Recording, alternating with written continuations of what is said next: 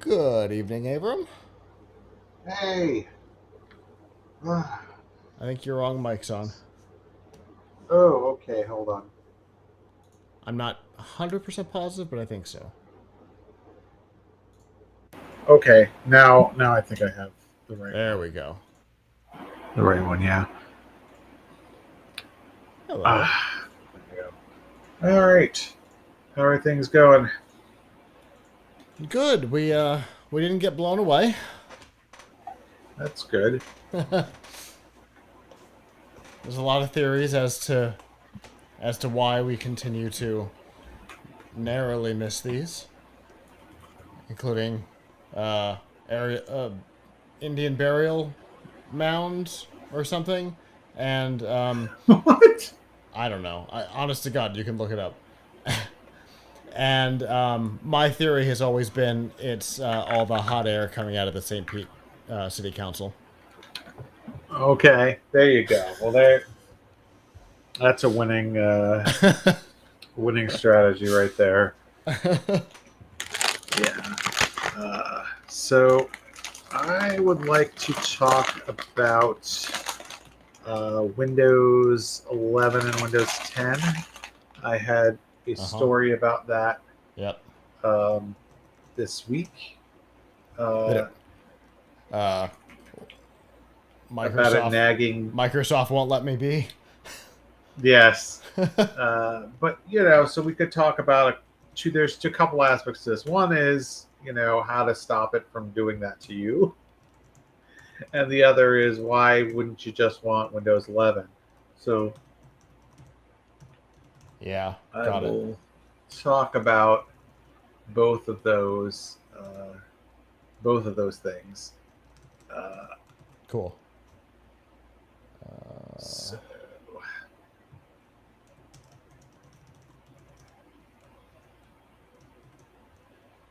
Making sure I've got. All right.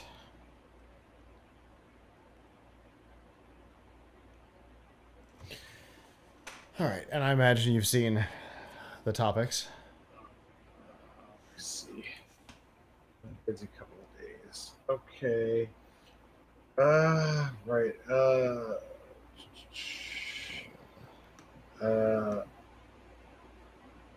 Yes. Oh yeah. The Scientology right to repair. Ha ha ha. Okay.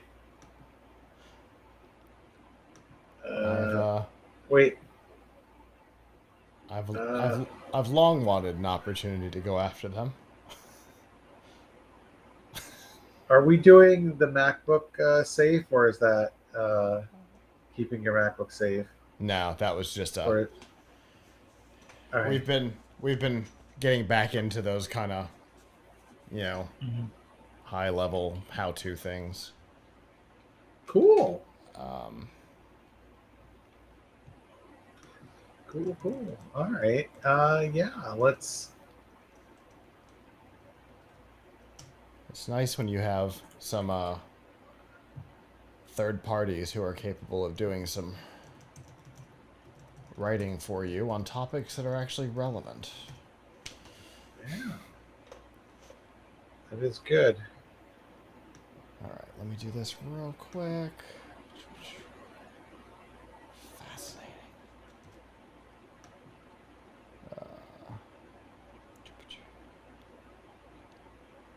If you could see the stuff that's just off camera for a bit of a refresh in here.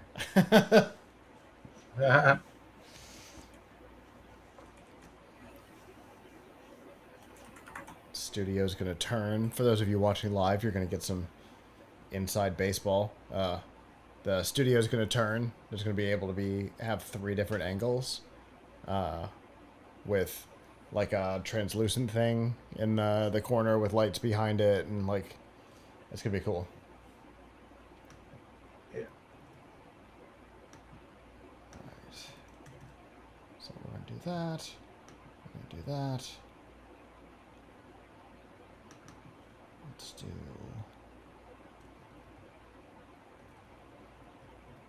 That. All right. Oh. See? I kept telling myself, don't forget to check to make sure you've got enough storage. Because we know how that's come back to bite us before. Alright. Del cheat. Excellent. Alright. I'm ready. If you're ready. I'm ready. Alright.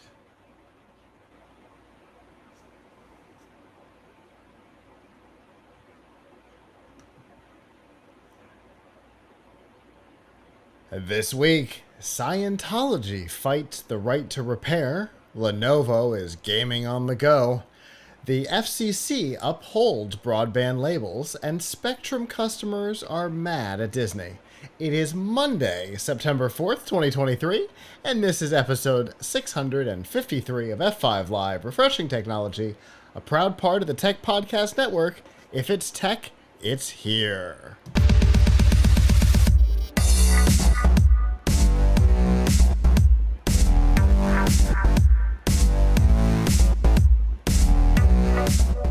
Wherever you are and however you're accessing our show, whether it be on social media, Facebook, X, formerly Twitter, Instagram, or Snapchat, through our live streaming services, livestream.com, Twitch, our new friends over at Kick, or on YouTube, where you can join the community and get ad-free episodes of F5 Live and Piltch Point, or on our website, PLUGHITZlive.com. Thank you for making us a part of your day. There are two ways that you can do that. The first is normally Sunday nights at 9 p.m. Eastern. You can go to f5live.tv/join us. There you can chat with us in the studio, give us your feedback on the topics as we talk about them. If you're not able to join us live, that's okay as well. PLUGHITZlive.com/subscribe. There you'll see all of our shows, including F5 Live, Piltch Point, PLUGHITZ Live Presents, and a whole lot more. And of course, you'll find all the ways to watch, listen, and follow along. All right, it's been a couple of weeks for us. For those who don't know, I'm located in the Tampa area in Florida. We had a hurricane scare last week, and I had some personal stuff before that, but we are back in the swing of things, and it's good to be back. I always hate it when we're gone, but I always love it when we're back. Yeah, it's been a couple weeks. But yeah, it's I'm glad you're okay. Everything is okay here. In the end, we ended up barely getting any rain and wind and rain, let alone, tropical storm or hurricane. So we were all set.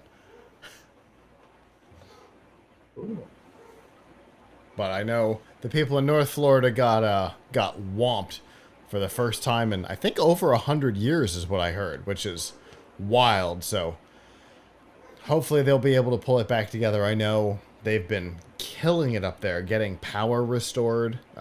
Before the storm had fully passed, more than like 150 of the 250,000 people without power were reconnected before the storm had even finished passing.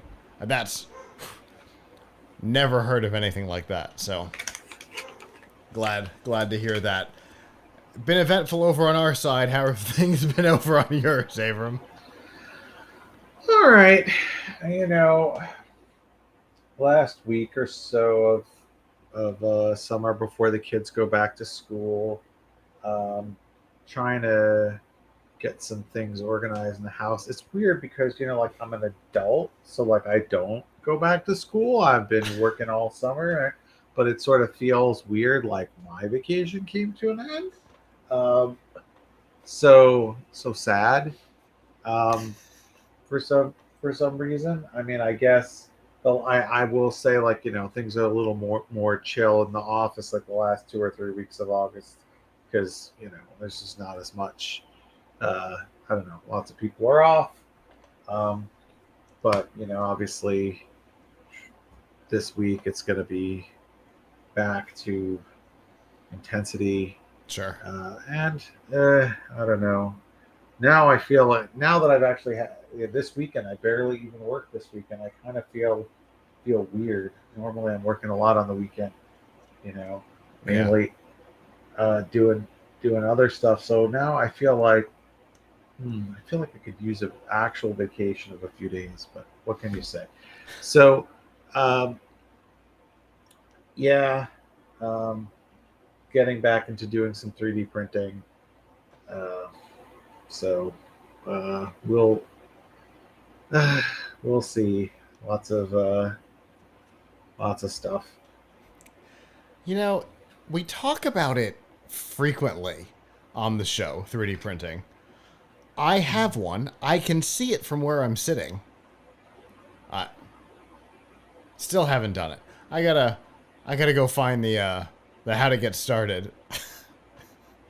I mean, it really depends on. I mean, we could talk about that today if we want to, but it really depends on what you're trying to accomplish. Yeah. If you're trying, to do models, it's little models. It's one thing. If you're trying to do some little spare parts, it's another thing. Um, it's it's somewhat easier to work with ones that are open than closed, but closed is better if you have pets or kids. Sure. Uh, so uh, it's eh, it's it's one of those things that's a lot more fun than artificial intelligence. So um, Oh, yeah. You've so been on you've been on a roll with that lately. I've been there's enjoying following your there's gonna LinkedIn be posts. the story that I'm working on. I'll just give everybody the hint. This is something I've been working on for a while, but I really intend to get it done this week because it Mm-hmm. keeps coming up again and again. Is uh, but we're going to take a break from talking about AI in my segment this week. We're going to talk about something else that's annoying, but but we are going to talk.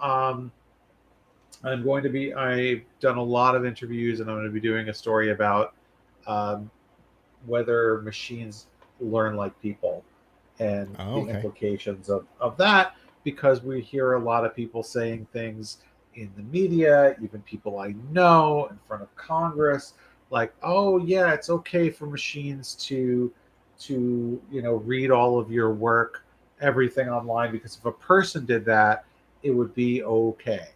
um, Yeah. so um, so, looking at the differences between the way machines learn and the way people learn, and sort of like the implications of that, both sort of morally and legally, Sure. uh, and That sounds yeah, like a fun working one. on that. That sounds like Yeah, a fun one, for sure. Um, I've been working on something a little different. Um, all the things that are wrong with Uber, and how wait, is there's it? something right with it? Yeah, right.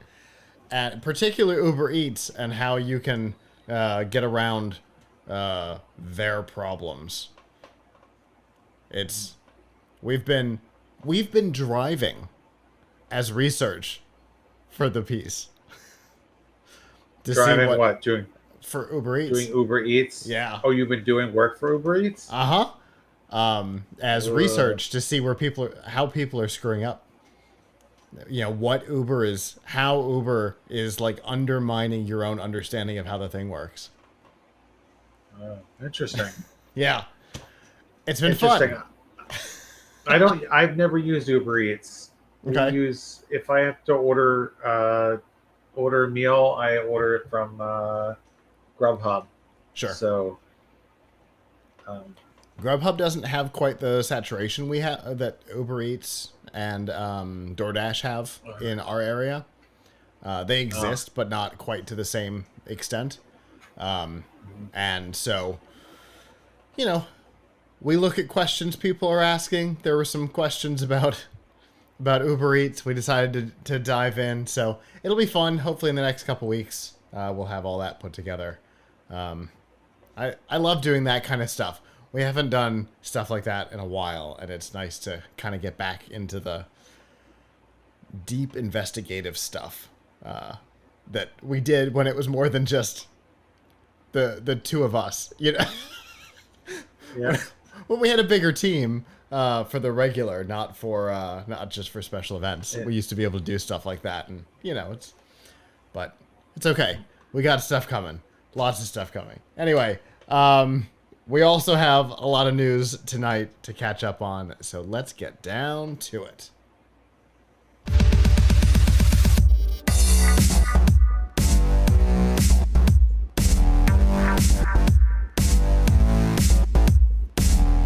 This week's Nifty Gifties on F5 Live Refreshing Technology is proudly powered by the Microsoft Store. Whether you're looking for a new laptop, tablet, Xbox, games, or a whole lot more, you can get them at the Microsoft Store. Remember, current students, faculty, parents, and active military can save up to 10% off almost everything. To browse the products and learn more about the discounts, you can go to f5live.tv/Microsoft.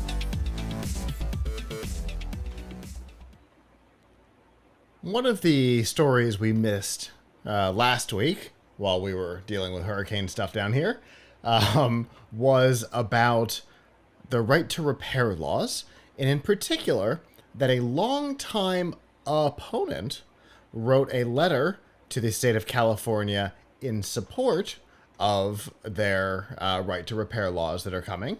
That company was Apple. Big surprise.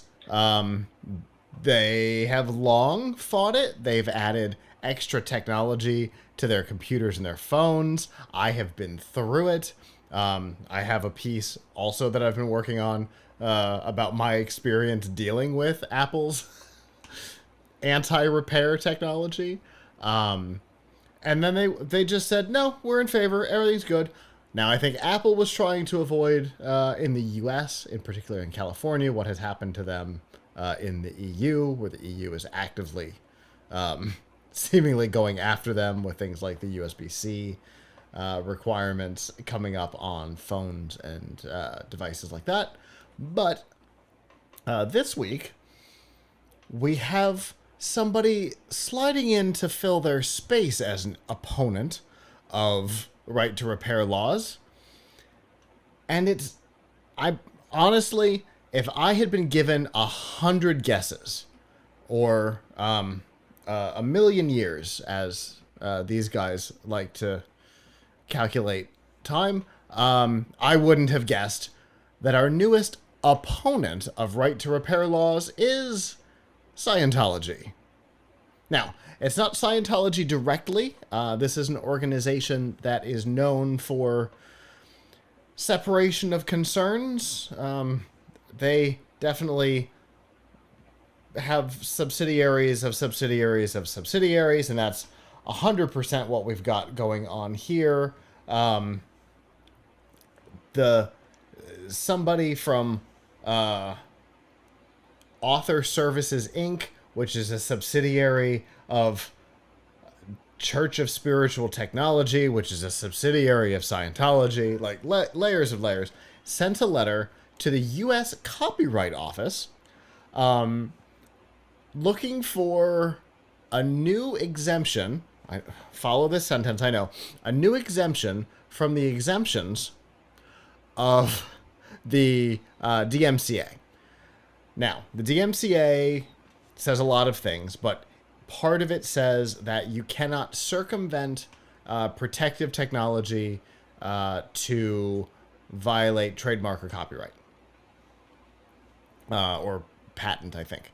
And so that is what Scientology is taking issue with, because there are exceptions to those rules, particularly for things like regular consumer electronics and things like that, where there may be consequences. For example, you're allowed to take apart and make changes to your Xbox, but if you do that, you're not going to have access to Xbox Live anymore. You're allowed to make the changes, but you can't go online afterwards and play games. So there's a carve out for that. Now Scientology wants a carve out in the carve out that allows for the protection of technologies that require special training or special licensing to use. Now, why? Well, they didn't say, but we can make some pretty intelligent guesses here. The organization makes one and only one device. They call it generally an e-meter.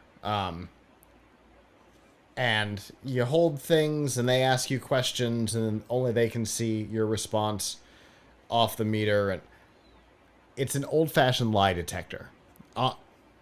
That's it. It's an old-fashioned lie detector. There's nothing terribly special about it, except for the fact that it's special because it's theirs. They have several generations. You can even buy them online. But what they're trying to do, most likely, is protect the fact that it's just a old-fashioned lie detector. Not a modern one, an old-fashioned one. Designed sometime in the 50s or 60s, I think. And it's changed zero since then. They are almost certainly trying to protect that. But, I don't know. They're a litigious organization. I expect to get a letter for this episode. And for the article that I wrote. But I don't know. It's a little weird to me. I know they're very protective of their stuff. Their people, their, aliens and volcanoes and hydrogen bombs and the whole weirdness that goes along over top of Scientology. They're very protective of all of that. But it's just, I don't know. This seems weird to me, Avram. It seems like a weird place for them to get involved. Well, I read this story earlier this week, and I mean, I'm not going to pretend to understand the Church of Scientology, and I'm not going to, give an opinion on. I mean, they are a religion, and so I'm not going to give my opinion on their religion. That's. But I think this poses an interesting legal question, because I'm not sure of any other devices that might have kind of a religious implication, right? Sure. Very interesting. And even more interesting is that's not what they're asking for. What they're asking for not to have to show how it works, right? But they're asking for things that require special training or licensing. Not religiously significant training, just like an EKG. Right. So that, I believe, is their kind of workaround to solving the issue, right? Because when you deal with the law, you have to come up with a general to get to the specific, right? They can't just I think most people, if given the choice, would say, oh, Meter. Could we have a carve out for e-meters? Was it e-meters? Yeah, e-meter. Could we have a carve out for e-meters? And I think most people would say, oh, who cares? Sure, give them what they want, because e-meters, how many people have an e-meter and how many people want to repair them? Right. So few, right? It's a vanishingly small amount of people that would want this. Right. But there's a concern, I think, that, this is something that is said to have certain properties that, that kind of are a backbone of a religious belief that some people have. And therefore, if you were to, I don't know, take it apart and know how it worked, then you might, then you might question the veracity Yeah. of the results, which is questioning the religion, Right. right? Right. Now, but they don't want to pose it per se as a religious device.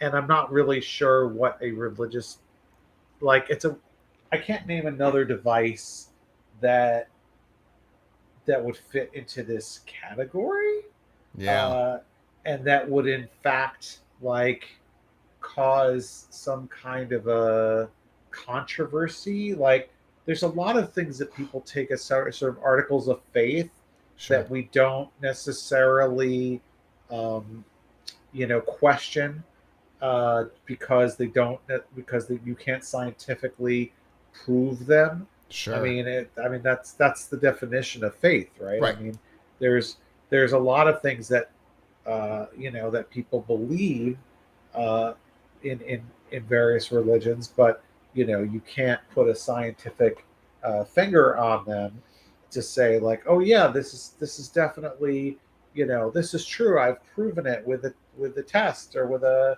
you The know, uh, no whatever. You just, Noah's Ark. We'll throw out yeah, something that covers the three major Western religions. Noah's Ark. Right? Find it. yeah, Prove that it's it. Right? right. I mean, but people don't, it's okay, right? Like, there's a lot of things like that where, Yeah. uh, you know, it's okay for people to believe this, Right. but we do have scientific scrutiny that might say like, hey, this isn't really happening, or whatever, or we don't have scientific evidence of it, or Mm-hmm. whatever.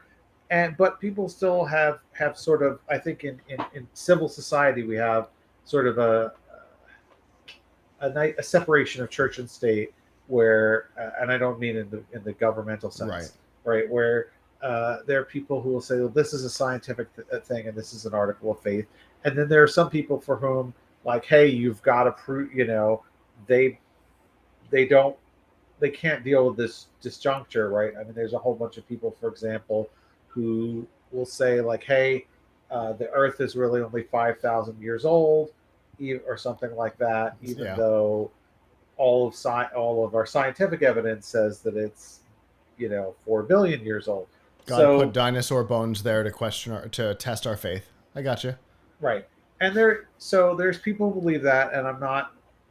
It's above my pay grade for our for our Hundred. call, Hundred for our percent. show, just 100%. to question what those folks are saying. But it's never come into something where that I know of where there was an actual piece of electronics Mm-hmm. that was an article of faith. Like, Yeah. every other religious gadget I can think of is first of all not really electronic, and doesn't and taking it apart, or whatever, wouldn't take apart your faith or whatever, Right. right? Right. But It's all secondary, tertiary stuff. Wherein this is a primary thing. It's a core part of practice. And right. and So, understanding it from a scientific standpoint could cause uh, and questioning. you know Yeah. the Scientology, and I think one of the things that happens in Scientology is that they will, isn't it correct that they will use this on people who are not Scientologists yet, and as kind of a way of, I don't know, trying to, um,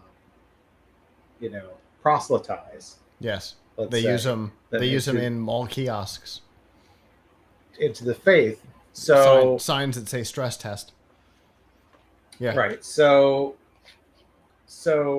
which is obviously,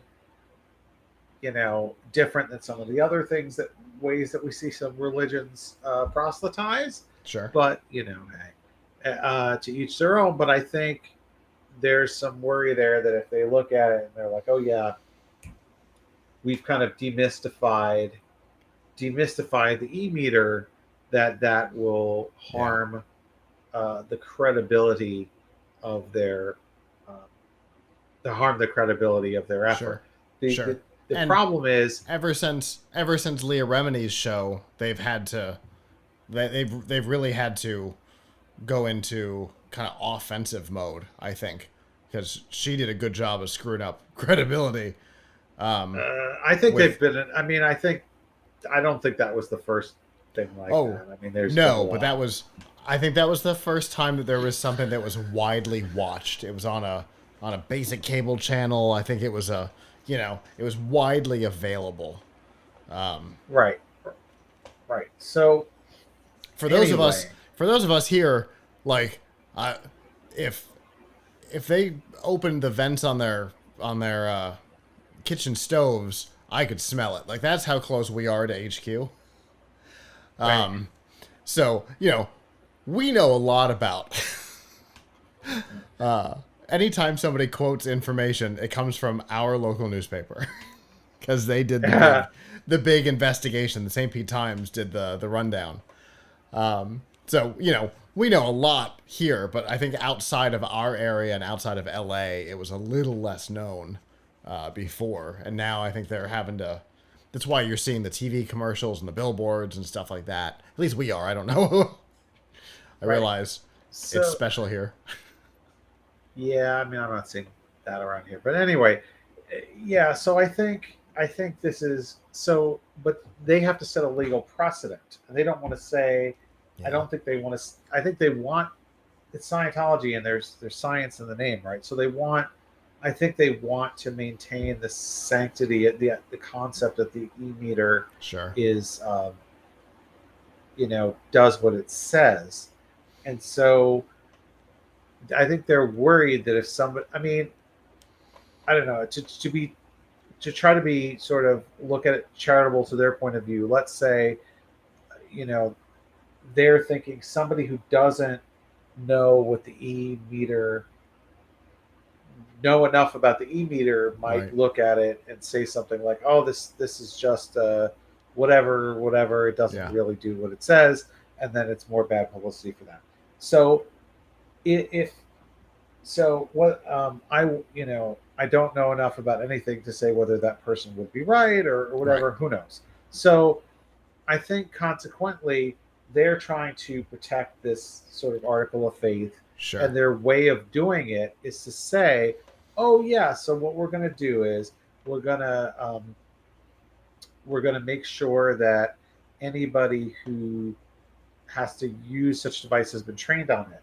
Hmm. The problem is what you said is it that stretches out to anything, Yeah. right?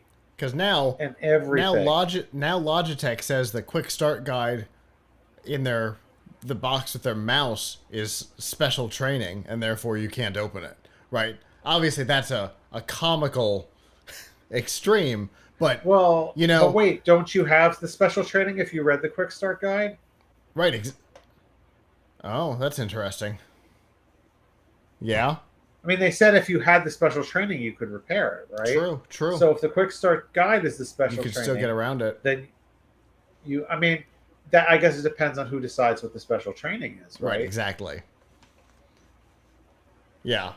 So all of it, starts getting weird. From a Scientology standpoint, couldn't care less. Y'all do whatever you want with your devices. I know they're not supposed to make it outside of your walls. There are hundreds of them on eBay. Um, Whatever. Don't care. I'm fully aware that it's those devices that they're trying to keep people from taking apart. But from that standpoint, don't care. I think the specific wording, is problematic as a whole, for the purpose of what the carve outs are supposed to allow. And hopefully, again, Scientology out of it. If Logitech was asking for the same thing, or, BD or Medline or whatever, if I would be just as problematic, I'd find it just as problematic. The wording is, I don't want to say amateurish, but it does seem way too broad, and would certainly cause a problem. And I don't think that the I mean, office is going to accept it. is my guess. I hope they don't, because I mean, it's like, I don't care what happens with the e-meters. I don't Yeah. think most people do. But to say that you had to impose another restriction on anybody who wants to exercise the right to repair is very problematic. Yeah. So, no, I don't think. And I I don't think this suspect, should fly. it's about to come headlong into conflict with California anyway. With their new law that's in the works. I think it's going to come into direct conflict over there. I don't think it's going to. I think that's going to override, make it more acceptable even than the carve out to the DMCA. Right to repair is about to get about as wild as age verification for adult content, and whether or not you have to have an external app store on your mobile device. Like, I think this right to repair is going to be right up there in intensity of fight from both sides of the argument. But I think right to repair is going to go in favor of consumers, and I think it's going to happen quickly. The EU's already behind it. California is clearly behind it. Even the U.S. Copyright Office has been pushing little carve outs for years. I think they have an uphill battle here, and likely one that is absolutely impossible for them to actually pull off.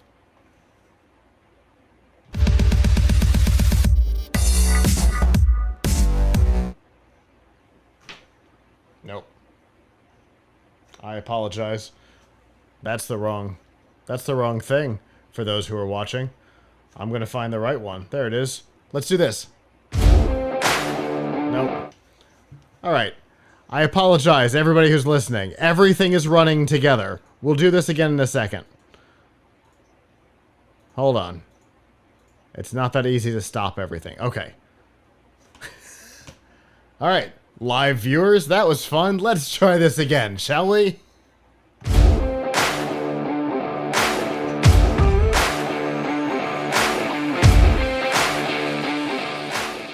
This week's Piltch Point with Avram Piltch is proudly powered by PureVPN. The best way to protect your privacy online is with PureVPN. You can hide your online activities, say goodbye to regional restrictions, and improve your streaming quality. Plus, it's available for almost all of your devices. You can get a special price and a 31-day money-back guarantee right now by going to piltchpoint.live/PureVPN.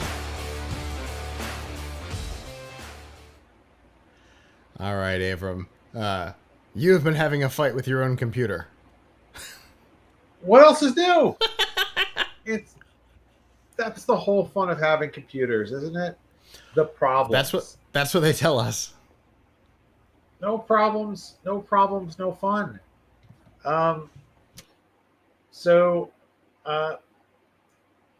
Took a break this week from complaining about AI to complain about Windows instead. So I wrote an article this week about something that happened to me. I think it's best if I kind of show a screenshot. So I will. Oops. I want to share screen. Okay. So the other day I still run Windows. So I'll preface this by saying I still run Windows 10 on my desktop, and I run Windows 11 on my laptop. That way I kind of am since Windows 10 is still 73% of all Windows. I'm still using the one the majority uses, and I have some reasons why I still like Windows 10 better, which we'll get to in a minute. But more importantly, here's what I got when I logged into my Windows 10 computer the other day. See that? This was right after I logged in and before I got to the desktop. It just showed me this, and it made me say, if you zoom in here, you'll see that the option was get it, schedule it, or over here in the little corner, keep Windows 10. Then after I clicked that, I got a second screen that asked me a second time, like, are you sure? it was sort of like, are you sure? Are you sure you don't want to? Are you really, really sure?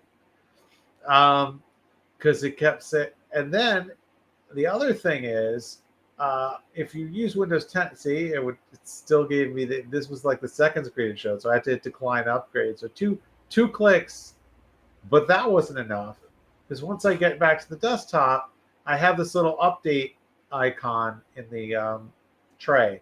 Now, if you use Windows, I believe I don't know if this is what the icon looks like in Windows 11, but this is definitely what it looks like in Windows 10.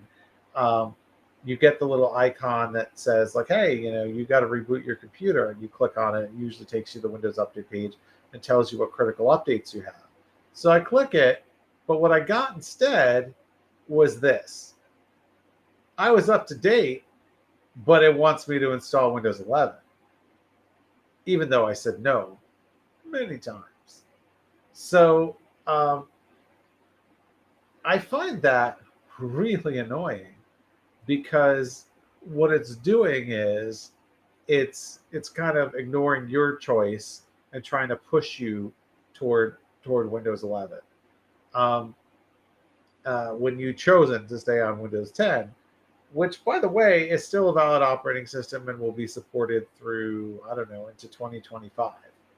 Um, now, in my article, I explain how you can solve this problem.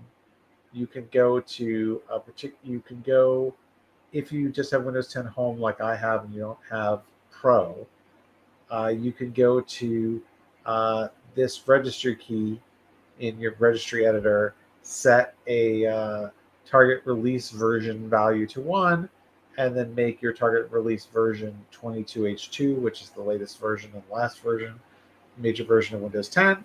And supposedly it won't nag you anymore, although it's still sort of insidiously there. So in my update menu, so I'll show you in my Windows Update. Here's my Windows Update screen on Windows 10. And you'll notice over here in the corner, great news, your PC meets the minimum requirements. Dun, dun, dun. Now, Hooray! I don't have to, at least this isn't as aggressive and it's not showing up as an alert. I think it's very kind of sleazy that it shows up with this like little alert thing, because that's telling you have an important critical update that you need to install. But this isn't a critical update. This is them wanting to sell you on, sell you in the terms of it's free. But let's be honest, they like Windows 11, want you on Windows 11 because Windows 11 does more aggressive promotion, and I think more aggressive data collection, but certainly more aggressive promotion of and advertising for Microsoft stuff. I mean, when you go to install Windows 11, it tries to sell you a $10 a month subscription to Xbox Game Pass. So it's definitely, the upgrade is free, but they're certainly trying to sell you things all along the way. So why don't I like Windows 11 better? Now, I said at the beginning of this that I have a here's Windows 11, by the way, in a virtual machine.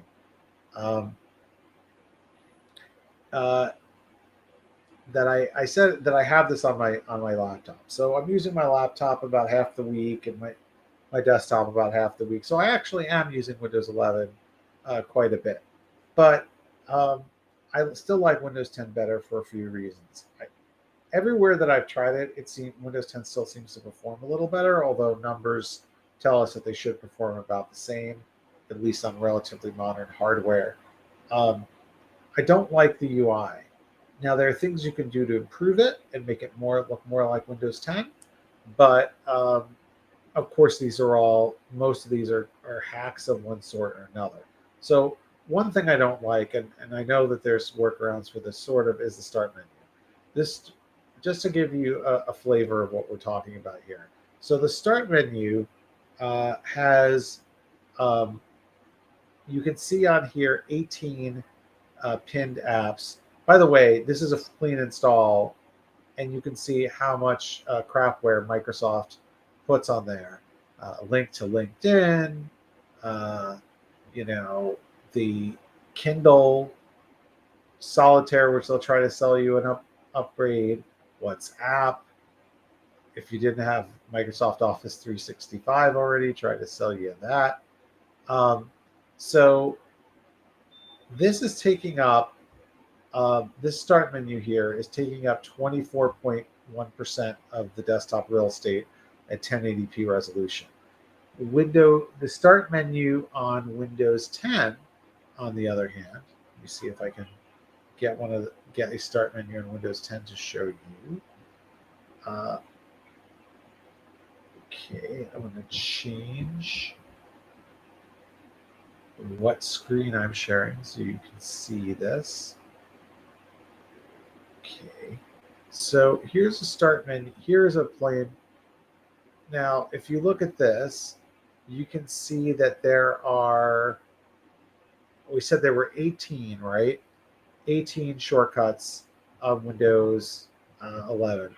Here I see right here in the pinned tiles, we've got visible at one time, 6, 12, 15, plus over here, well, you've got like this suggested recently added stuff that isn't always necessarily there if you're scrolling down.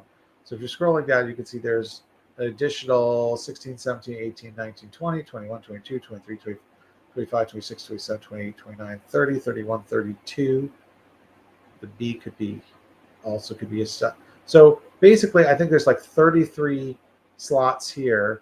You're already seeing an alphabetical list you can scroll through. And this takes up 21% of the screen real estate. So it's much less information dense than for your start menu. The other thing that I really don't like about Windows 11 still, the UI in Windows 11, still to this day, is I do not like how they kind of hide, the options. So on Windows 10, you had, could see all your possible right-click options. Here, you have to click Show More Options to see them all. To see the complete thing, which is weird too, because sometimes it'll appear like, look how far away it is from the text file, from the file I right-clicked on. There's a registry hack that makes this appear, but Microsoft could break it at any time because it's a hack. You can't, reposition the taskbar. You can't group the taskbar icons. You can't resize the taskbar. So there's a lot of things that you cannot do in Windows 11 that you can do in Windows 10, UI-wise, even though Windows 11 has been around for almost 2 years now. There's also, just like I said, a ton of wasted space. I mean, you do have these sort of recommended files, but you don't get a choice of what shows up there. You want to see the alphabetical list, you have to hit all apps. Look at all this white space. What a waste. I think the idea is they thought you would be overwhelmed by having to actually have a screen full of content. Also, I mean, duplicate, here's your search box, but here's a search box here. Why do you have two of them? So, maybe these are nitpicks or whatever. And if you like Windows 11, by all means install it. But I find it very annoying that Microsoft is trying to force this on people when they haven't really come up with an incredibly compelling reason to switch. The main reasons that they've come up to switch are, let's see, you can have an Android emulator, a Windows subsystem on Android, which is horribly slow and doesn't run the Google Play Store. You can have a few more options in snapping your menus, and support. I think one thing that I would want if I had 6E is that it supports for some reason, just to differentiate, but for no real technical reason, you can't do Wi-Fi 6E on Windows 10 unless there's some kind of workaround for it that I haven't seen. But they've sort of officially banned it. Wi-Fi 6E support for Windows 10, just to come up with sort of a false reason for somebody to upgrade. But I mean, I just haven't seen a really compelling reason to switch. It just seems like they moved a lot of the furniture around and then glued it to the floor to make sure you couldn't move it back. Uh, just just to say, like, look how different we are. And then when they finally bring a feature back, like the search box wasn't in the start taskbar until just a few months ago, even though that had been in the taskbar in Windows 10 since it launched in 2015. So what was going on there? They like take a feature away and then they bring it back and then they act like it's progress. So, I mean, eventually I'll probably be forced to switch. It won't be the biggest deal in the world, but I do find it very annoying that Microsoft is trying to force this on people. But fortunately, if you go check out my article, I have instructions on how to stop it from nagging. Well, thank goodness for that, because obviously the nagging is never fun. So it's interesting. So I also have mixed machines, some 10 and some 11. But the 10s that I have are out of support for 11, so they never nag me. Right. So I didn't like Yeah. I until seeing what you were like what you've been dealing with. I didn't know. I didn't know it was this bad. Yeah, I mean, I think they should take no the first time, But I mean, Microsoft kind of has a history of nagging you. I mean, look at what Yeah. happens with when you go to install Chrome or something, Edge gives you a message like, don't do it. Did you know that Edge is So, better? Don't worry about Chrome. Everything's fine. Stay with us. yeah. Um, And I they feel like this is the kind of thing that got them in trouble with the antitrust like 25 years ago. certainly certainly what went down in Europe, why they had to Yeah. change how integrated Internet Explorer was in Windows 98 Second Edition. Yep. So it is what it is. I mean, the bottom line is that whether they can upgrade or not, 73% of the vast majority are still on Windows 10. Mm-hmm. So now some of those are probably a lot of those are probably people who can't upgrade to Windows 11, Mm-hmm. but they haven't really. Microsoft still hasn't provided a really compelling reason to move.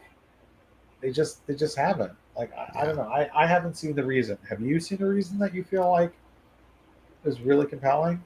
I'll tell you, depending on depending on the machine, I have found even machines technically out of support, which of course I would never install Windows 11 on a machine that is officially out of support.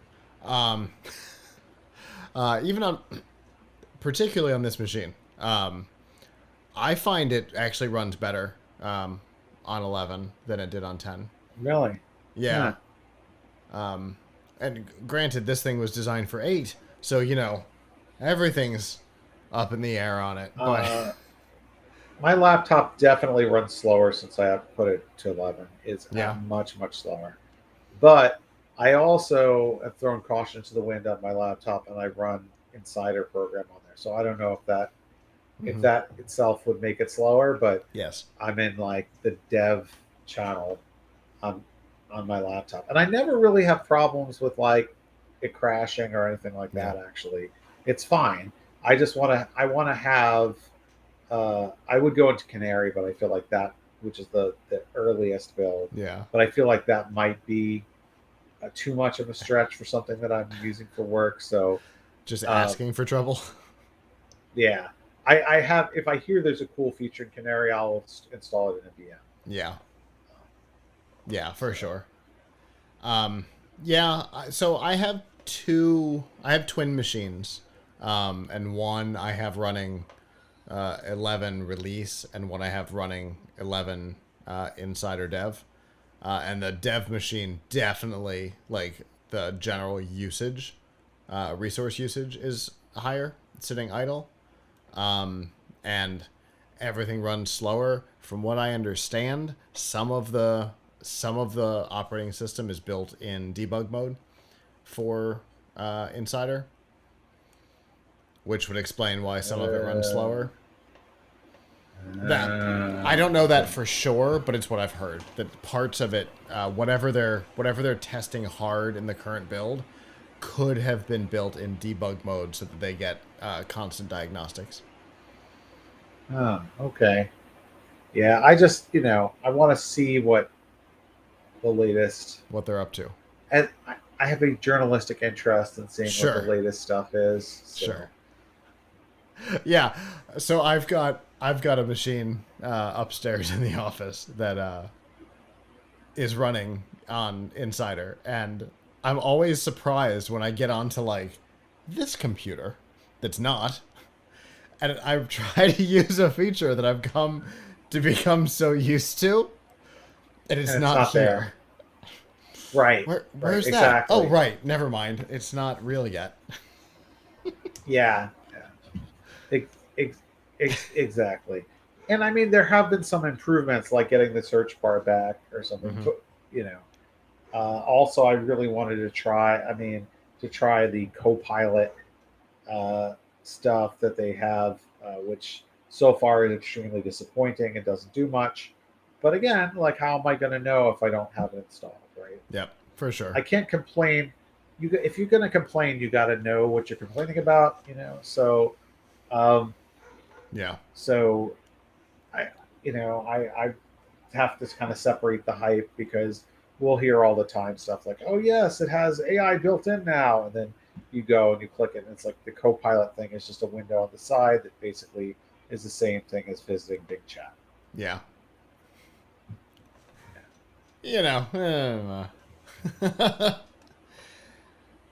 There's so much weird hype in all kinds of weird directions, but we don't have control over it. It is what it is. Yep. Well, Avram, as always, I appreciate it. Again, I was unaware of just how naggy they've gotten on Windows 10 users whose computers are capable of upgrading. Because like, the machine that runs the chat over here, Windows 10, I mean, well out of support for 11, and I don't get any annoyances about it because it can't do it. So I don't experience any of that, which has its ups and downs. I don't get to see what you're seeing, but I also don't have to see what you're seeing. So, ups and downs. But definitely appreciate it. And as always, Avram, I look forward to what we talk about next time.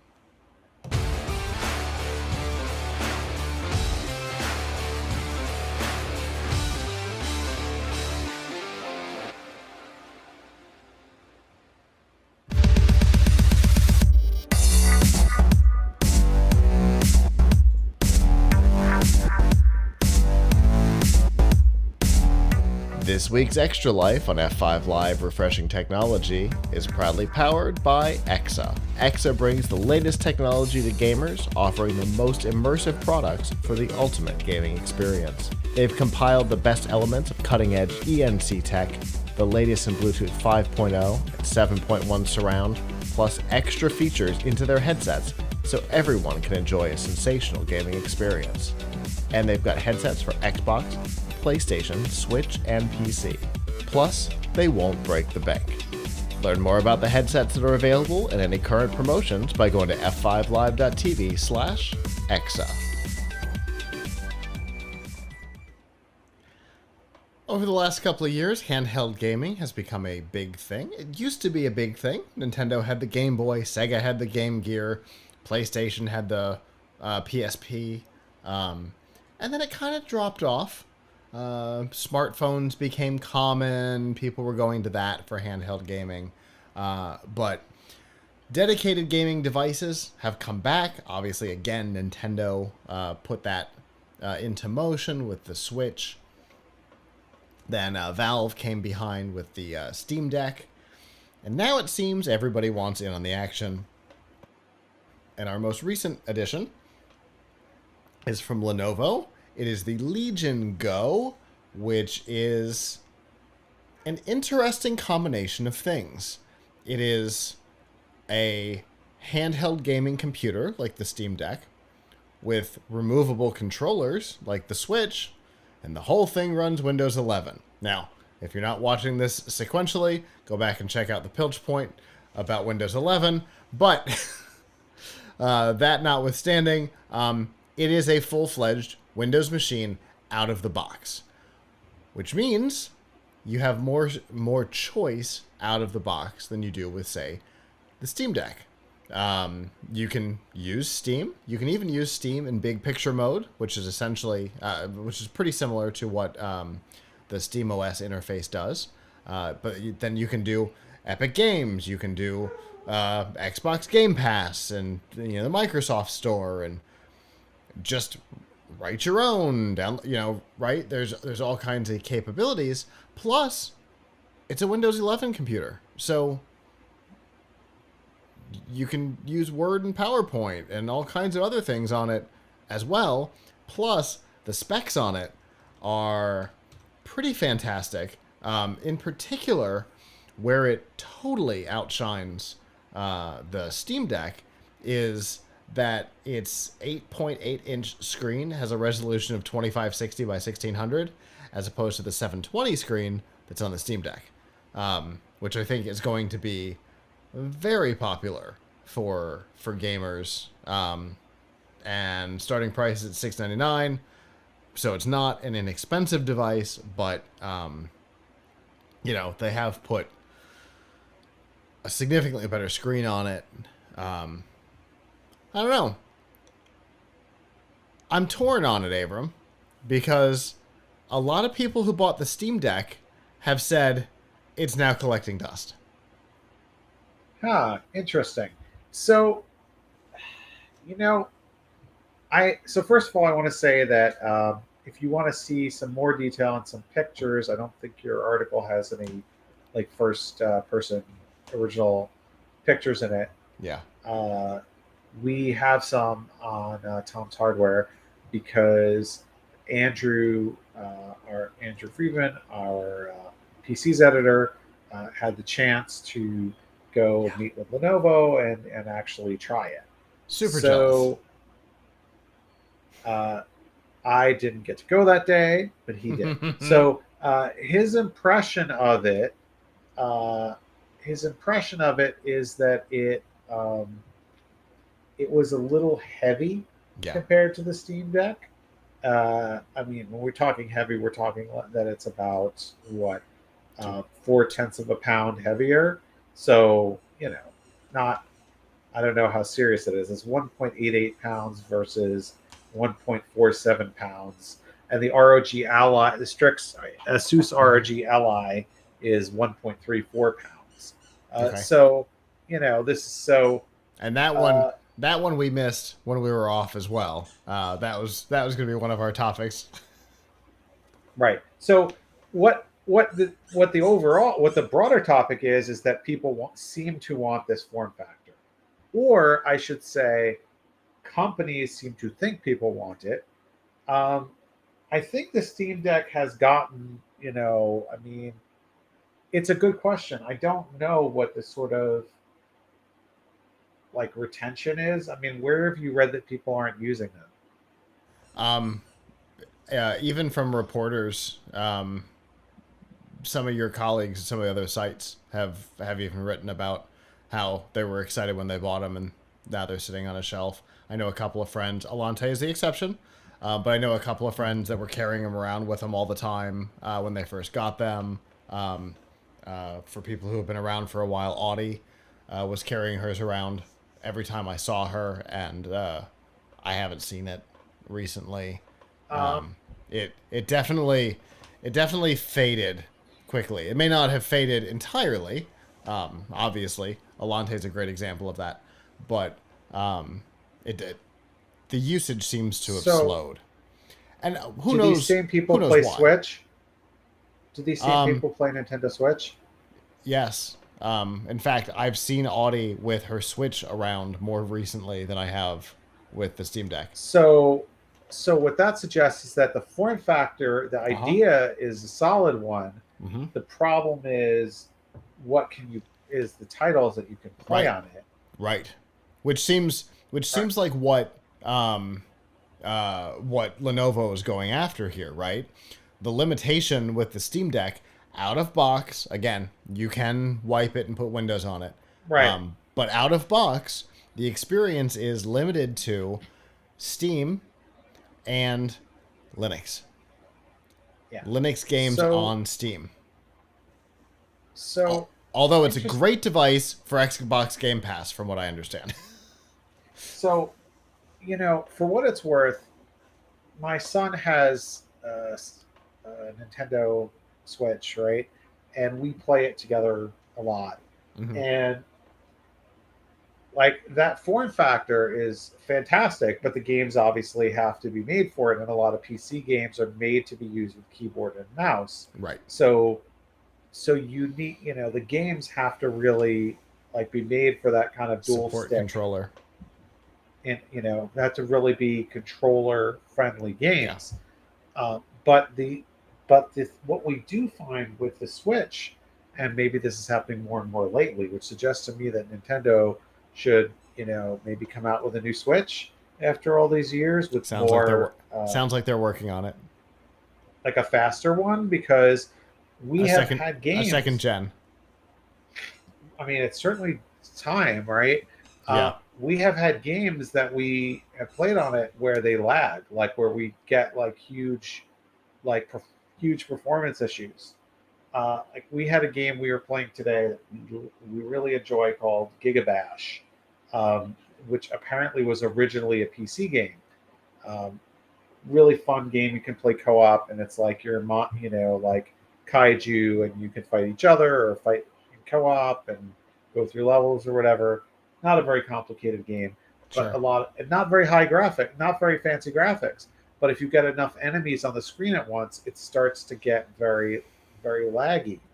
Um, so, and it's a game that was originally made for PC. Mm-hmm. So it's like, oh, if you could just turn the performance up a little bit, Mm-hmm. it would probably be okay, and it wouldn't have those lag situations. So, Well, there's also um, there's also issues in there where the way they ported the game could be a problem. Because there's multiple right, ways to do it. If it's a port instead of a rewrite, if it's a port, it can cause right, performance that's issues too, and yeah. that's possible too. I mean, we had issues like that with, for example, with Minecraft Dungeons, which we played on it, which we liked a lot. Mm-hmm. Um, so I can see why people would want the form factor, and I could see Yeah. why people would want the freedom of playing PC games on it. This is much more expensive than a Switch, though, at $699, Yeah. and they should be thinking of themselves more as competing with the Switch than as competing with uh, the Steam Deck, because I mean, I understand that a lot of people are their console gamers or the PC gamers, or they like certain games on the console and certain games on the PC. But this form factor really sort of says like, hey, I want the type of game I would play on a console, Yeah. and if you're going to do that, then $700 is a lot of money. Yeah. I mean, To start, maybe people to to start, start, it's important to note. So this starts at $699 and I think tops out at $10.99. The Steam Deck starts at $399 and tops out at $649. So even the top model of the Steam Deck is $50 less than the bottom model of this one. yeah, it just seems like, and what is this Switch? $300? Depends on the model, but yeah, I think they're $299 and $349 or $369. Right. If you want like the OLED one. So, Yeah, or I mean, $199 for the light. oh, that's right. The Switch Lite or Yeah, whatever with the you can't take the Joy Cons off. yeah. Um, Which we do not recommend with right, the drift issues. right. Well, that's the thing is one thing that Lenovo is doing with this is, so these are detachable, which the Mm-hmm. Steam Deck is not. Right. So that gives you the possibility of being able to replace them, which is nice. Plus, they say that they're using a Hall effect sensor that Mm-hmm. would help avoid drift. So, Right. um, so good for them for trying to address that issue. Because Mm-hmm. if you're going to spend this kind of money on something where the sticks are built in, you want to make sure that uh, you're not leaving people in the lurch if the sticks start to fail after a few Yeah. months. So, I mean, eh, yeah, I mean, I like this idea. I think it's a little expensive. Maybe part of the issue is the cost of getting all those components and getting them down into that small size. Uh, Also, they went for a 2K 144 hertz screen. Mm-hmm. Uh, I don't know if they needed that much resolution. Um, I mean, this certainly would make them stand out by having a better screen, but Sure. I think I'd rather have it smaller and lower resolution. I mean, why do you need that much resolution on a screen that small? So it's Like, you're not going to interesting. get the benefit with the PPI. So it's interesting. Adam, one of our coaches over at Strike, um, talks about resolution in gaming and having a high resolution monitor and playing your games in 720, because you get um, more surface area on which to click. You get it's fascinating. I mean, I guess, yeah, everything's bigger, so you're going to be easier to hit your target. But on an 8-inch screen or a 9-inch screen or whatever, like, you're not going to run it like 2560 by 1600. That's a lot, Yeah. right? I mean, I know on phones now we're used to having phone screens that are ridiculously high resolution Mm-hmm. that really don't need to be. But I mean, and listen, I'm a fan of high resolution, believe me. But We were I gonna think create that the with it, we were gonna create the group within the CTA to get rid of 1366 laptops. I mean, 3066 laptops are a horror, but like now you get to, there is a point of diminishing returns, and that point is when you have an 8.8-inch screen. Like for the Windows desktop, being able to have like 1080p is good, although you would probably have to turn up the scaling Mm-hmm. if you were actually looking at the Windows desktop on it. But 2K, I mean, even on a 14-inch screen, 2K resolution is hard to see unless you up the scaling dramatically, at which point you've lost a lot of the benefit.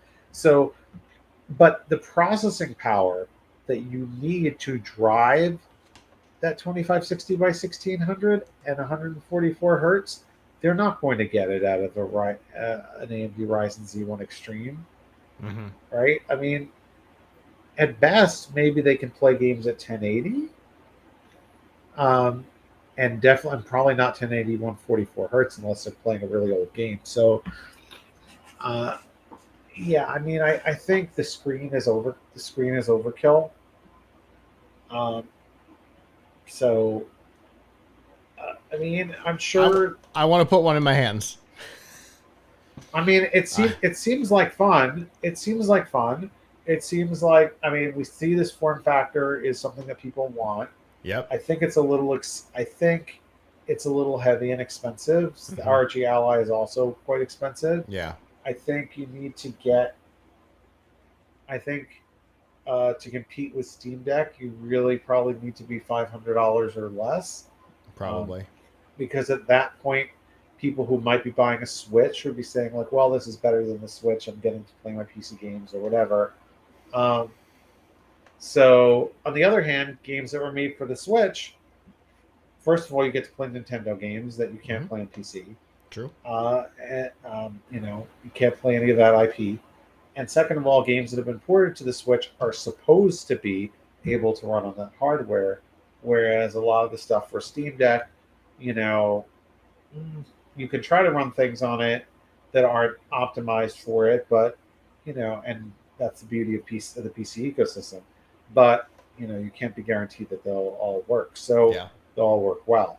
So that's the key. um, right. So I mean, there's obviously a desire Yeah, in the marketplace for people to have the Nintendo Switch form factor to play PC games. yeah, Um, and I think that's great. It's a lovely form factor. So, I think that's great. I'm glad to see somebody else getting into another company getting into the marketplace.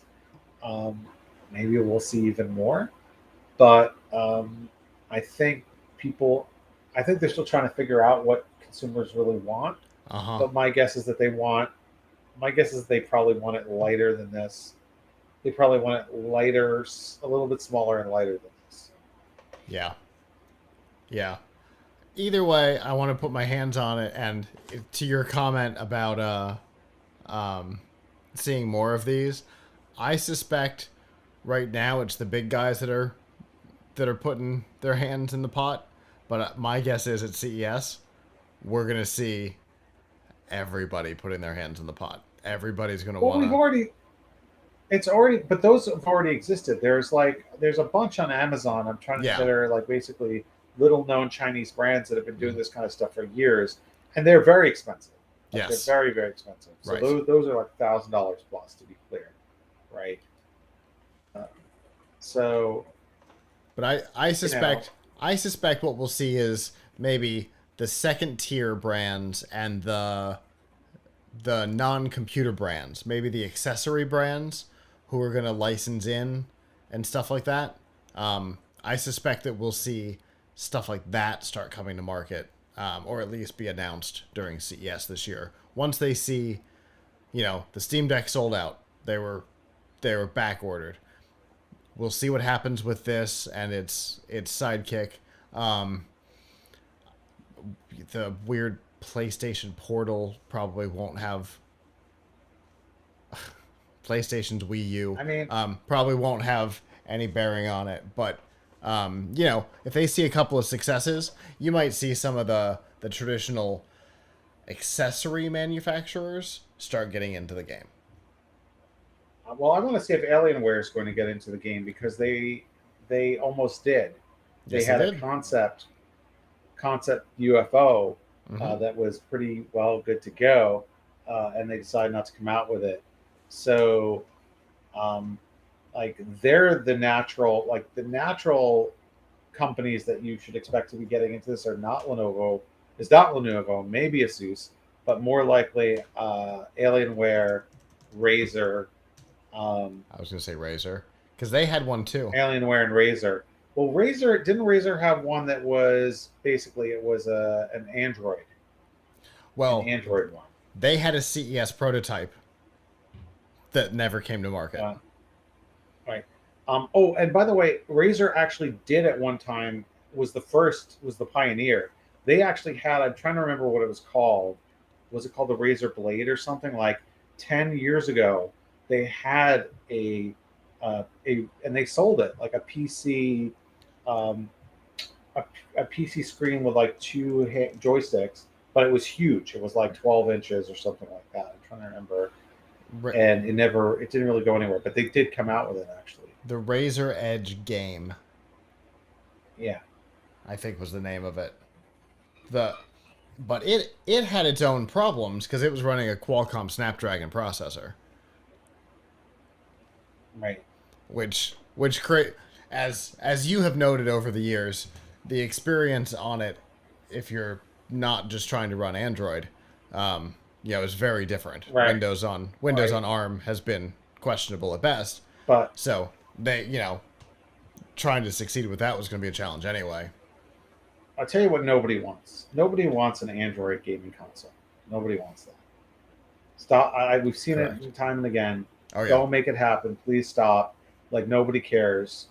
Uh, Android gaming is the problem is it's full of free to play PC games that are just trying to kind of get you to pay a little extra to buy something else. It's a different kind of experience, the phone gaming ecosystem, and just like people don't want to invest more money to play the games that they play on their phone. So, a reborn Nokia Engage is not going to be in your future?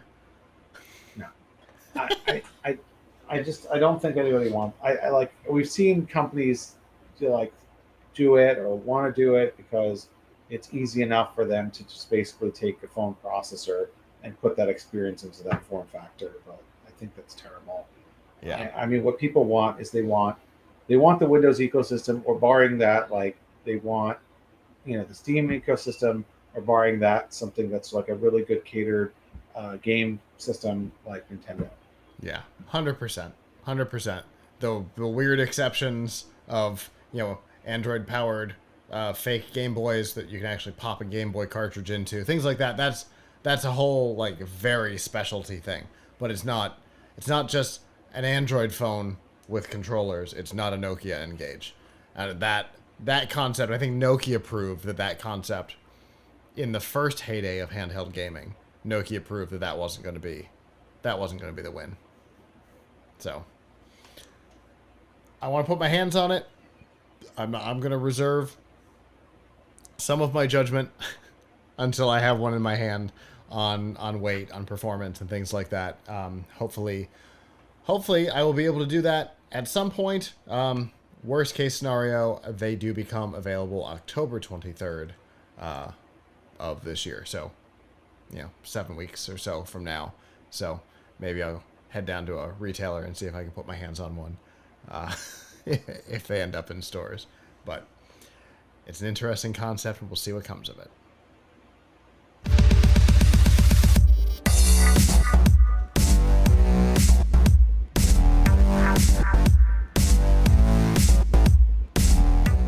This week's news from the tubes on F5 Live Refreshing Technology is proudly powered by Malwarebytes. Whether you use a PC, a Mac, or a mobile device, Malwarebytes Premium is the company's strongest protection ever. It fights threats that traditional antivirus software can't stop, plus it actively blocks threats like worms, rogues, dialers, trojans, spyware, and a whole lot more. It allows you to use your computer and mobile devices with confidence and peace of mind. To learn more and to get a special price, you can go to f5live.tv/malwarebytes. All right, so last year, Congress created a scenario where the FCC was to create labeling rules for internet service providers.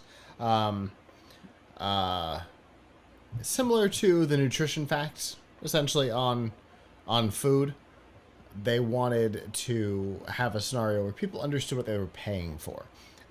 We did it with cell phone bills a number of years ago, where all of the fees had to be spelled out, and that was one of the rules involved here.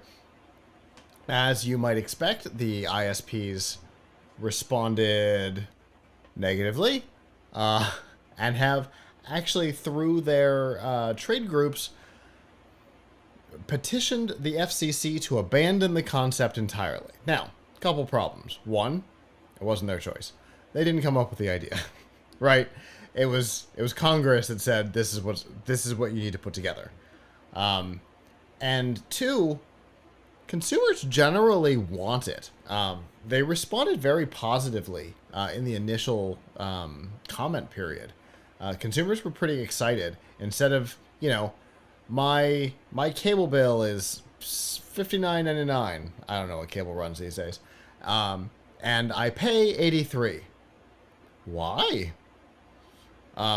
Which fees? That's the answer right now. Fees. What fees? Don't worry about it. And so the FCC wanted to get rid of that answer of don't worry about it and put, this is it, this is it, this is it. And so this week, the FCC responded to the trade groups and basically said, too bad, sad story, QQ. And so, they were almost that kind of harsh, which was kind of fun to see. So these rules are 100%, as of right now, going to go into effect My favorite part was that the ISPs tried to claim that telling consumers what they were paying for was going to be too confusing for them. That was my favorite part. I don't know. I don't know if you read the letter that went to the FCC or not, but I read it top to bottom, and that was my favorite part, Avram. I mean, the thing is, I don't really get too excited about this labeling stuff either way because it isn't really going to solve the problem. Like the problem is that they're charging the fees. The problem isn't that they're not labeling the fees. Yeah. So I guess the hope is that if they label it, then it will look indefensible, and it'll look indefensible, and they'll have to stop. But who says? Who says that? Like, first of all, these companies, most businesses that are trying to make a profit through charging people fees don't have shame. So it's not like they're going, oh, I can't believe we're giving you like a convenience fee or something like that. So we're going to have to, we're embarrassed to say this. So we're going to just take $5 off of everyone's bill and cost ourselves like $100 million in revenue. Yeah. Like they're not going to do that. Like, so, and most people for ISPs have either one choice or duopoly maybe, or maybe three choices at the best. So that's my situation here. I am fortunate to have three choices. One of them's not great, and one of them we're going to talk about in a minute. but I do have three. So realistically, does seeing the fees on the bill, is that going to make you motivate you to switch? Like what is going to, like what's going to, my guess is what's going to motivate you to switch is one of two things, or one of three things. One, whether the overall cost is cheaper, right? So if the cost is of one ISP is $80 and the other one's $100, the $100 one is a flat $100. The $80 one is really, $50 with $30 worth of BS fees. Like you're still going to go for the $80 one because it's cheaper. Sure. So like what you really care about is how much you're spending, and so having to disclose the fees, like if they're charging them, what difference does it make? Now, I think it's good. It's good that like before you sign up, you should know what you're going to be paying, and that is 100%. Well, I mean that's 99% what this is about. This has to be included on all marketing, websites, brochures, all of that has to be included there. So you'll know what the final price is ahead of time, which is a big part of this. But not knowing, but like whether you knew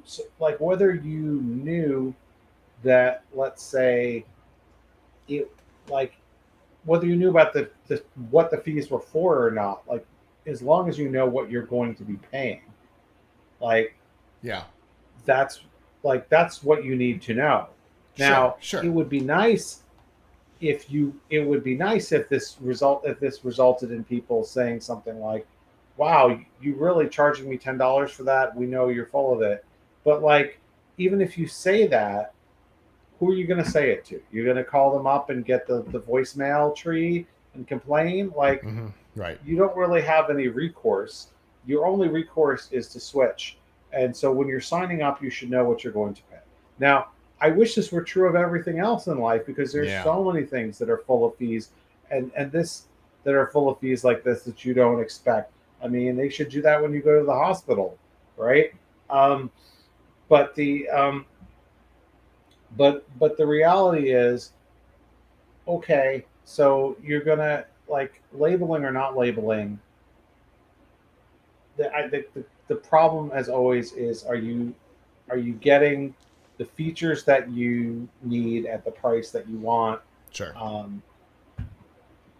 Period. Sure. But the good news is you will have that information ahead of time. Right, before you sign up, when you're doing your research. WoW says it's $49 a month and Spectrum says it's $69 a month, but Spectrum is only passing on I have no idea. Spectrum is only passing on federal fees versus WoW that's got all kinds of whatever, right? No way to know that ahead of time. Now there is. So Yeah. we'll be able to compare end of day price, which I think is fantastic. Yeah, it is, because they clearly make a choice when they're doing these things. Like, they all have to pay whatever it is that they have to pay to the government, and they all have costs. But, they have a choice about whether that goes into the regular price or they're tacking it on. Right. And it should just go into the regular price. Like, period.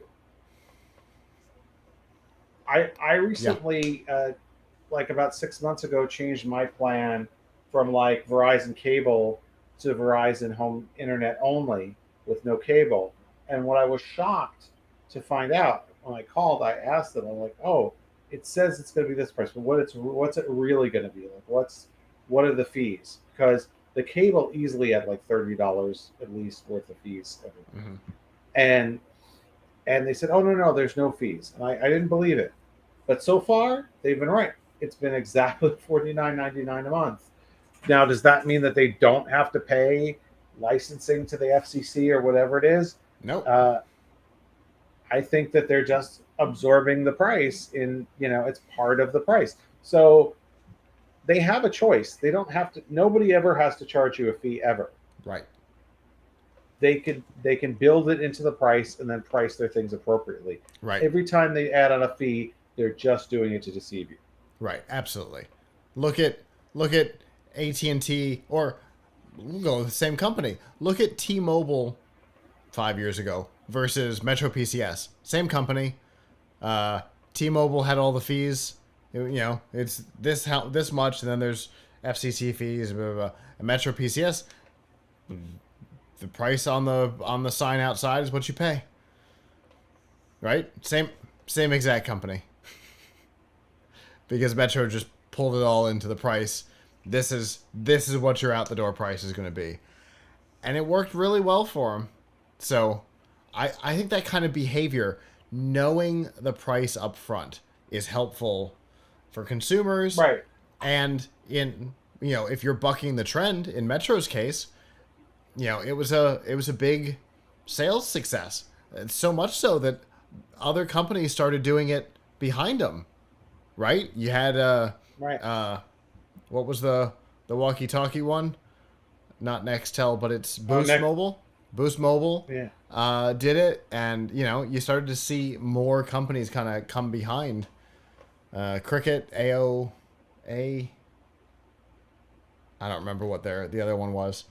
They got sued out of existence for using fuchsia.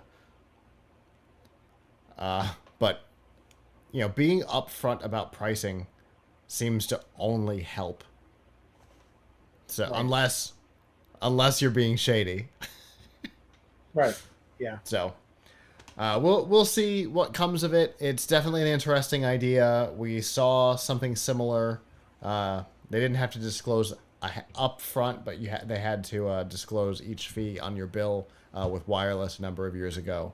And so we started to see those fees get absorbed. So maybe we'll see the same thing here.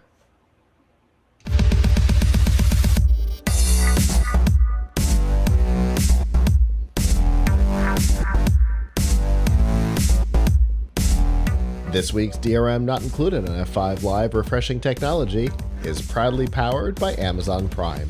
We all know that you get free shipping on millions of products with Amazon Prime, but you get a whole lot more. Like free music with Amazon Prime Music, free TV, movies, and documentaries with Amazon Prime Video, free games, and a free Twitch subscription to support the content creator of your choice with Amazon Prime Gaming, plus a whole lot more. We've got links to all of these features and some of our favorites, plus a 30-day free trial, all by going to f5live.tv/prime. We were just talking about ISPs, and I'll talk about the other side of the house and cable. The way cable works is most of the time they don't produce the content, right? And even if the same company does, it's a different relationship. One of the exceptions would be if your cable company has a news station, right? Spectrum News, for example. Most of the cable stations have something like that. Maybe they've got, local sports channels, things like that. But in general, they license the content from the likes of Comcast and, Paramount and Disney. This week, something interesting happened. We'll start at the top. Spectrum and Disney have been renegotiating their renewal for Disney channels on Spectrum. This happens regularly. And also what happens regularly is that the contracts don't get renewed in time and the stations disappear for a couple days. We see it happen at the end of a lot of contract negotiations. Disney, over the last couple of years, we've seen it with YouTube TV and Dish Network and now Spectrum. They have disappeared off of Spectrum. But something interesting happened this time that I haven't seen happen in the past. Normally, customers seem to get mad at the cable company for losing their channels. That's not what happened this time.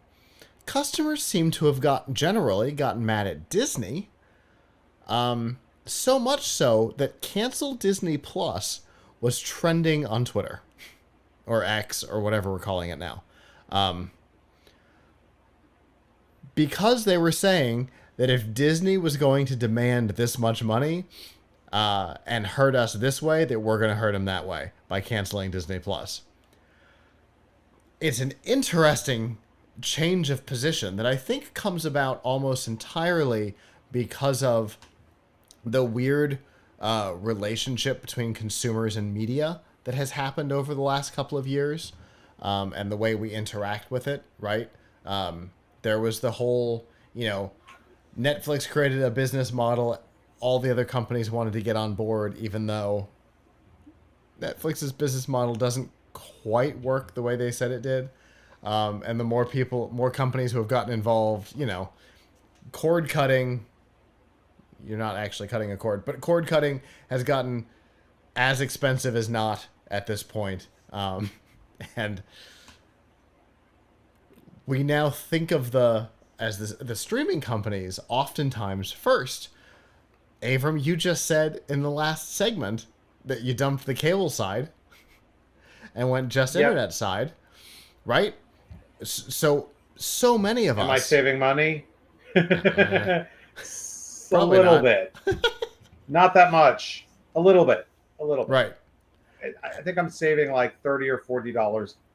Well, no, I take it back. Okay, so I was paying, like, with all the fees, and the other people have had it worse, I was paying something like $185 or $190 a month for my cable and internet, with a DVR, a couple of cable boxes, and not maybe like one premium channel.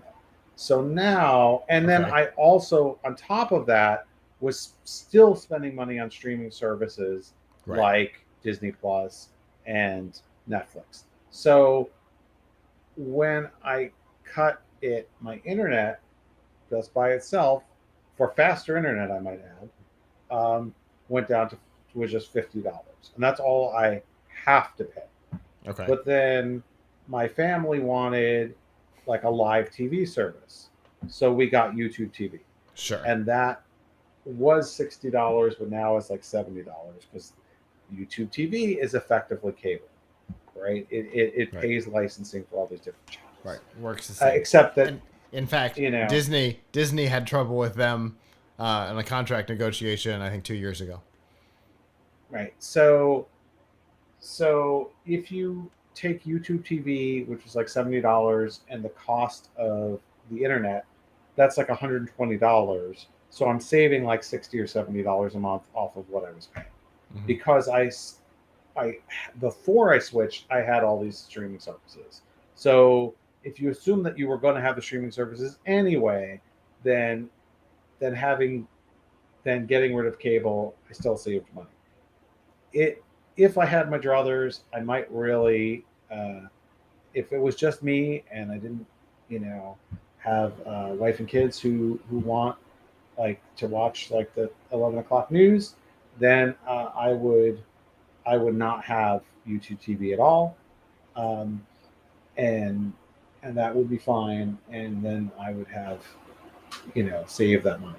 So, um, so anyway, what we were talking about Spectrum. So I think this is, I don't see why people would be, I mean, I understand why they're upset, but on the other hand, this seems to be commonplace with cable But and with but consumers always react. I've watched right this now. many times. Consumers I always mean, react, but they they're always seem to go after the cable company, who, interestingly, is actually trying to save on carriage fees, which will keep the cable price down theoretically. right. But I mean, but it's a still, in this case, they're going after Disney and threatening to cancel Disney Plus. It's I mean, fascinating. to be fair, it's a PR battle, right? So if the Yes. cable company says we really don't want to raise, this is look, we were talking about fees before, right?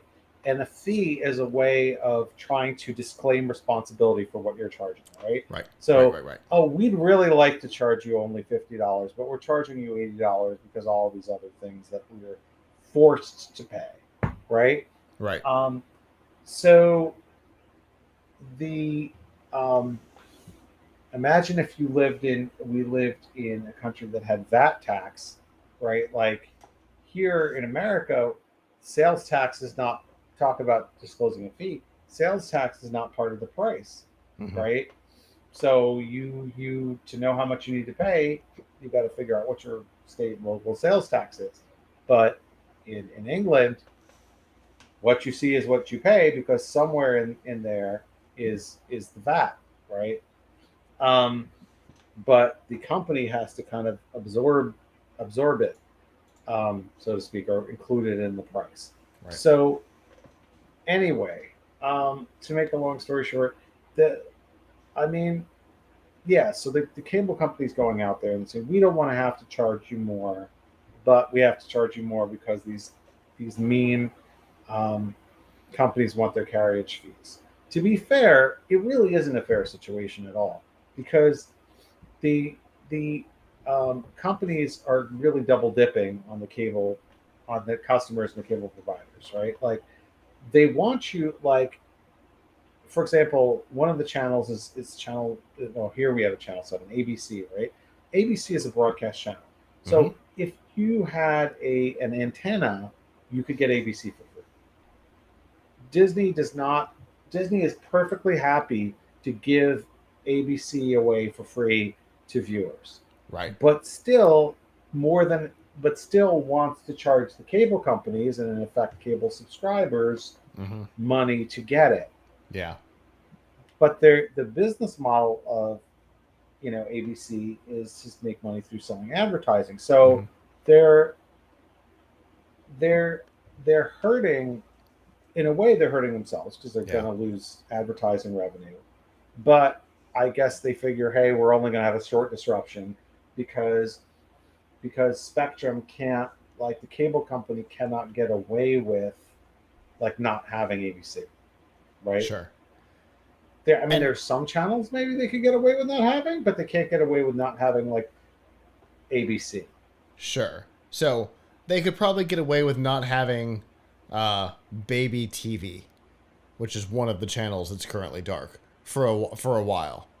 Um, but what's interesting, you bring up ABC. ABC is wild because not all of them are gone. Yeah, you Chi- said.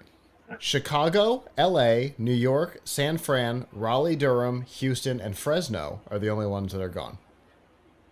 Mine is perfectly functional. So I wonder if those are not affiliates. I wonder if those are directly owned by Disney. You know, one thing though that is really kind of one thing that is really unfair. Um, one thing that is really unfair is you, and people know this, right? Like Disney is one unit. So as a subscriber, maybe you only want ABC, because you maybe you don't really care Yeah. about having Disney Junior, which Right. is targeted toward little kids. Maybe Or you don't or care the about ACC having network. what's that? I don't even know what that is. Probably something football related because it's Or maybe you don't want ESPN. sure. It's another right. Disney owns them too, right? Yeah. Maybe you don't like sports. Like, but they're going to push all of those on you Yep. because they're all part of the same cable package, and Spectrum has to pay one price to get them all, Mm-hmm. as opposed to just saying like, hey, we're not gonna carry the baby network or whatever because we don't Uh-huh. think anybody cares. So we'll don't charge us for that one.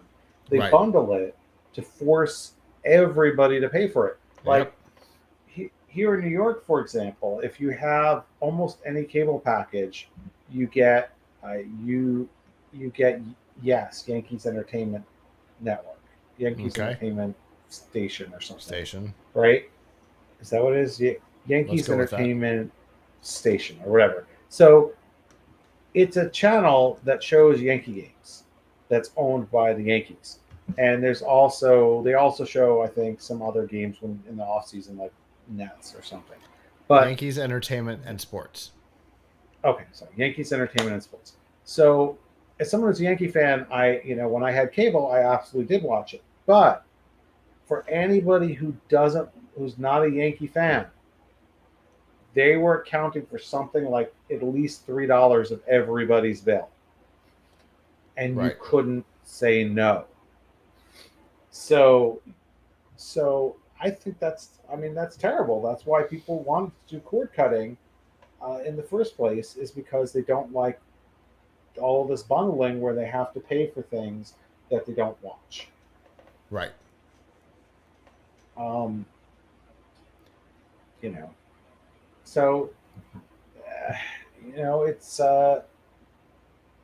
if you want to protest Disney, I mean, protest Disney because they're willing to withhold their services from Spectrum for not giving them the amount of money they want, but they think it's really wrong for writers and actors to withhold their services for not getting the amount of money that they want from Disney. Yeah. So, right, I mean, they seem to understand it when it's them that's withholding a service for money. So, I mean, if protest them because Secret Wars is absolutely terrible, but like, I'm not, I'm not, I'm not sure. Abrams I'm coming not out sure that swinging like, tonight. yeah, but I'm not sure that this is like the worst. I mean, yes, they're all greedy, right? They're all every single one. Sure. Like it's Disney, it's Fox, it's although now I'm not sure Disney owns Fox, right? So is this included in that situation or not? So Disney owns 20th Century Fox. They don't own Right, Fox.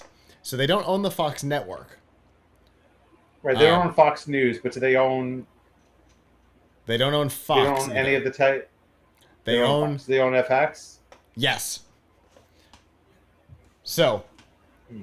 the ESPN collection, the College Sports collection, Longhorn Network, FX Movie Channel, FXX, Freeform, Nat Geo and its collection, the Disney branded things, and Baby TV, and then plus the weird collection of local affiliates. So FX, yes, but Fox, no. Okay. Uh, yeah. Well, right. But Yeah, so like, okay. News Corp wanted to keep the Fox network. They had plans for it, and those plans have not materialized. Right. So, right. People pay. I mean, people are might be upset that they're paying for Fox to get their regular Fox programming, Mm-hmm. but then they also get all of the. They also are paying for news channels they may not watch, Sure. like Fox Business and Fox News. So, yes, this is the essential problem with cable. If you're already still on cable, then you've signaled that you're okay with this type of hostage taking. Sure. I mean, Fair enough. system is not much. The system is not much better with streaming, but you do have some choices. Right. The system gets better with streaming when you decide that there's some things that you're willing to live without. The question is, what are you willing to live without? Yeah. Yeah, because at that point it becomes a little bit more a la carte. Now, I have an actual a la carte cable subscription because I was going to cancel it. And they're like, hey, how about we give you this? All right. But it's unusual. I think in my case it was literally the retention thing. But yeah, most people are getting hit for the whole collection of networks. Because I'll tell you, on that list I read, the only thing that's on my setup is FX. Yeah. I don't want or care about any of the other ones on this list, from top to bottom, including the local ABC affiliate, which isn't on the list, but I don't even care about that. I mean, I could live without most of the stuff. So I mean, yeah, it's nice to watch Jeopardy once in a while, so yeah, I mean, look, people, I get it that they're upset, but I mean, again, just listing the fees doesn't solve the problem. Right. Yeah, it's an interesting pairing of topics. Cord cutting solves the problem. Cord cutting solves the problem, but only if you cut it really deep. Only if you say, I'm not going to do all these things. Otherwise, what it is you have to have streaming now if you want. I mean, I don't know about you, but it seems to me that most of the better shows are now streaming only. Mm-hmm. So you gotta go off of it doesn't matter anymore whether you like the idea of being on cable or not. You gotta go to streaming if you want a lot of the shows that people really want to see. Yep. Yeah, for sure. It's all very interesting. It's been a surprising amount of time at this point that it's been down. Way longer than I was expecting. I've been following it. In fact, I pulled up the Spectrum streaming app while we were talking just to see if it was still going on because I hadn't opened it today. And it is. The little note, the 5-slide animation video is still running on everything except ABC. So no telling how long it'll go on, but it has certainly been interesting to watch the reaction online this time. Well, that is our show. Thank you to those of you who joined us live. We always appreciate our live viewers. If you didn't join live and would like to in the future, Sunday nights normally at 9 p.m. Eastern, you can go to f5live.tv/join us, chat with us in the studio, and give us your feedback on the topics. If you can't join us live, that's okay. PLUGHITZlive.com/subscribe. There you'll see all of our shows and all the ways that you can watch, listen, and follow along. We've all got a lot of stuff coming. Avram's got an interesting article coming. We've been doing a bunch of new stuff around here. We've got an updated studio coming soon. All kinds of interesting stuff going on. And new graphics. We haven't talked about it publicly yet, but shh, some new graphics coming. We've been working on for a while. Anyway, all of that will come probably together. So lots of stuff coming. Keep an eye on it. And I guess with that, on behalf of the staff that's not here, I'm Scott. I'm Avram. And we will see you back next time. Ciao.